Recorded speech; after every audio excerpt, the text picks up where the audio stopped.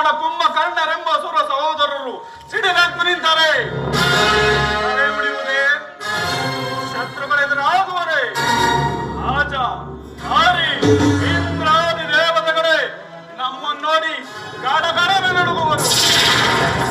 ಹೀಗಿರುವಲ್ಲಿ ಅವಿತ್ತಮ ಪರಾಕ್ರಮಶಾಲಿಯಾದ ಈ ನಮ್ಮ ಅಗ್ರಜನ ಸಾಧನೆಯು ಸಾಮಾನ್ಯವಾದದ್ದೇ.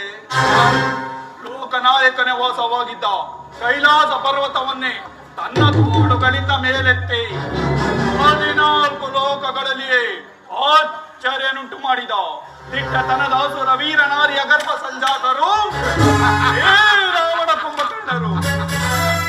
ಹೀಗಿರುವಲ್ಲಿ ಶತ್ರುಗಳೇನಂತಿರಲೇ ಮೃತ್ಯು ದೇವತೆ ಕೂಡ ನಮ್ಮನ್ನು ಮುಟ್ಟಲಾರಳು.